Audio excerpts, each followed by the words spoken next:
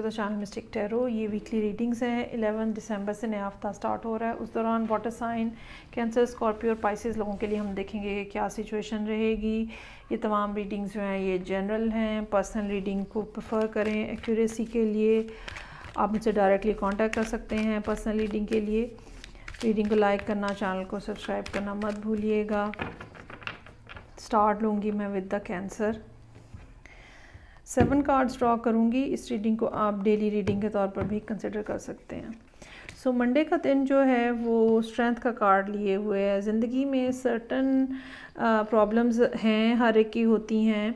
अच्छी बात उसके अंदर ये होती है कि आपके पास स्ट्रेंथ होती है और बहुत सारी दफ़ा लॉजिक जो है उसको इस्तेमाल करना ज़रूरी होता है और अपने बेजा जो इमोशंस होते हैं, वाइल्ड किस्म के जो इमोशंस होते हैं उनको कंट्रोल करना बहुत ज़रूरी होता है। और यहाँ पे कैंसर लोगों के पास ये एबिलिटी नज़र आ रही है। ये गुस्सा हो सकता है, एग्रेशन हो सकता है, ये आपकी फ़िज़िकल नीड्स हो सकती हैं जिनको फ़िलहाल आपको थोड़ा टोन डाउन करने की ज़रूरत है। सिचुएशन जिसके अंदर आप हैं इतनी ज़्यादा कोई होपफुल नहीं है। आप थोड़े डिसअपॉइंट नज़र आ रहे हैं और आप चाहते हैं कि आप इस सारी सूरत हाल को, जहाँ पे हर वक्त अपने ऊपर कंट्रोल ही रखना है, इसको छोड़ के आप आगे बढ़ जाएं। ऐसी जगह पे जाएं जहाँ जो कि थोड़ी ज़रा प्रॉमिसिंग नज़र आ रही है। आपको लगता है कि वहाँ पे बहुत सारी दफ़ा क्या होता है कि बज़ाहिर सूरत हाल अगर किसी और के पर्सपेक्टिव से हम देखें तो बड़ी ही नॉर्मल होती है, बड़ी रेगुलर होती है, बहुत स्टेबल होती है, लेकिन डीप डाउन वो चीज़ हमें नहीं मिल पा रही होती जो कि हमारे लिए शायद हमारी ज़ात की हद तक बहुत ज़्यादा अहम होती है। और यहाँ पर भी ये चीज़ जो है वो नज़र आ रही है। ये भी एक पॉसिबिलिटी हो सकती है कि आप किसी कैंसर के साथ कि कैंसर लोग किसी लियो के साथ डील कर रहे हैं और वो लियो जो है वो उनके समझ में नहीं आ रहा और आप सोच रहे हैं कि okay I should move on. King of wands. अच्छा, एक फायर साइन को छोड़ के दूसरे फायर साइन की तरफ जाना एक ये पॉसिबिलिटी हो सकती है। किसी को छोड़ के किसी ऐसे पर्सन की तरफ जाना जो कि इमोशनली ज़्यादा अवेलेबल है, जिसका पैशन का लेवल ज़्यादा अच्छा है, एनर्जी का लेवल ज़्यादा अच्छा है। आपको ये लगता है कि ये पर्सन जो है ये आपको ज़्यादा बेहतर अंदाज में संभाल सकता है। ये भी एक पॉसिबिलिटी जो है वो हो सकती है कि हो।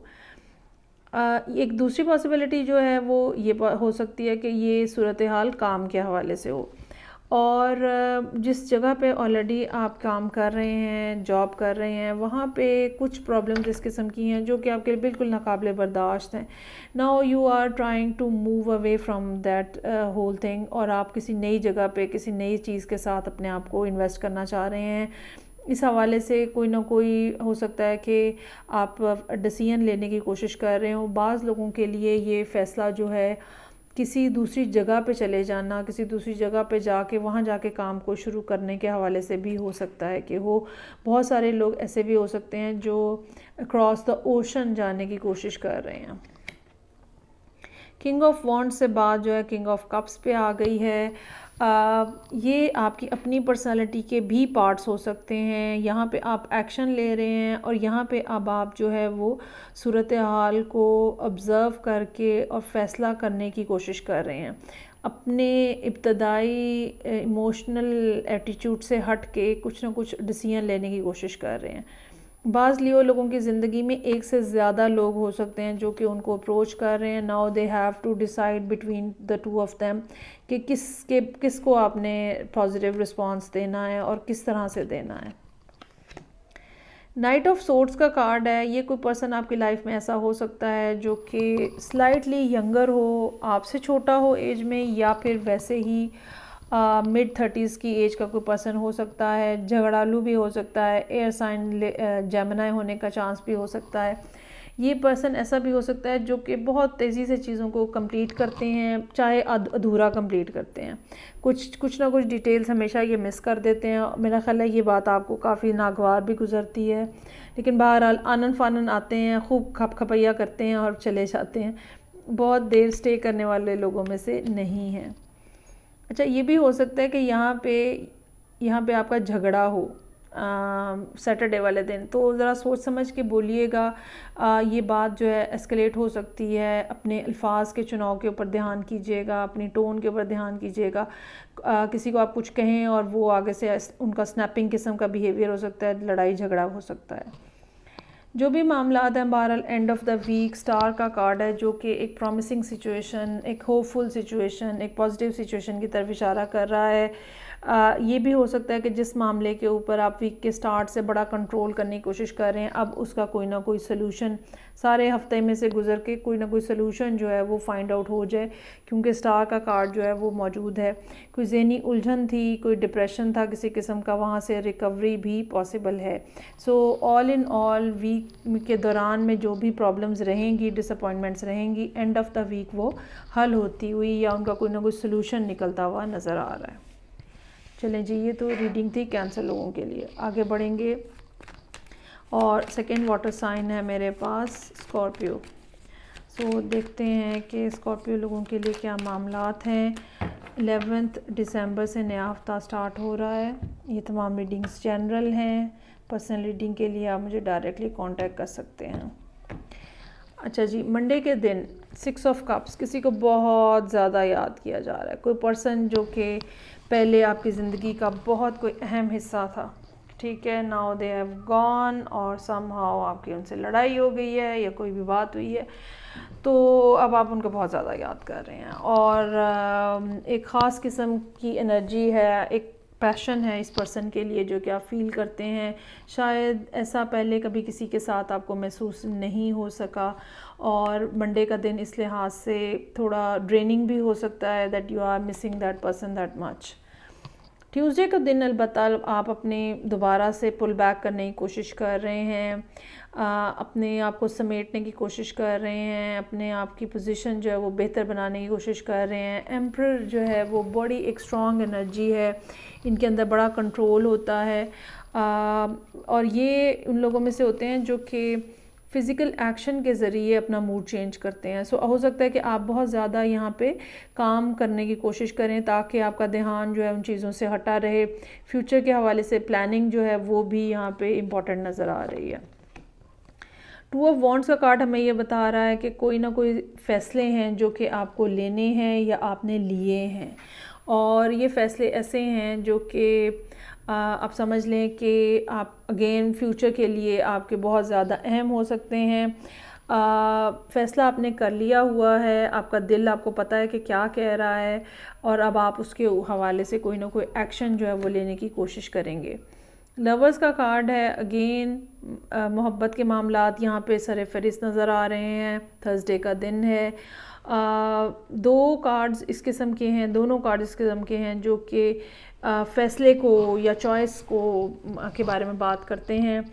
ये चॉइस जो है ये अगेन रिलेशनशिप के हवाले से भी हो सकती है। ये चॉइस इस हवाले से भी हो सकती है कि पहले मेरे साथ क्या हुआ रिलेशनशिप में, अब मैंने क्या क्या नहीं होने देना, कहाँ कहाँ बाउंड्रीज़ बनानी है, कहाँ कहाँ पे मुझे रिएक्ट करना है। अच्छा जी, कुछ नई शुरुआत जो है वो हो रही हैं पेज ऑफ वॉन्ड्स के साथ। ये मैसेज हो सकता है किसी पर्सन के से आ सकता है या आप किसी को अप्रोच करते हुए भी हो सकते हैं। कुछ ना कुछ नया जो कि स्टार्ट करने की कोशिश हो रही है या कोई ना कोई आइडिया ऐसा जो कि आपको आया है और अब आप उसको ग्रैब करके आगे बढ़ाने की कोशिश कर रहे हैं, उसके ऊपर काम कर रहे हैं। नाइट ऑफ वॉन्ड्स है, पेज ऑफ वॉन्ड्स से नाइट ऑफ वॉन्ड्स पे चले गए हैं।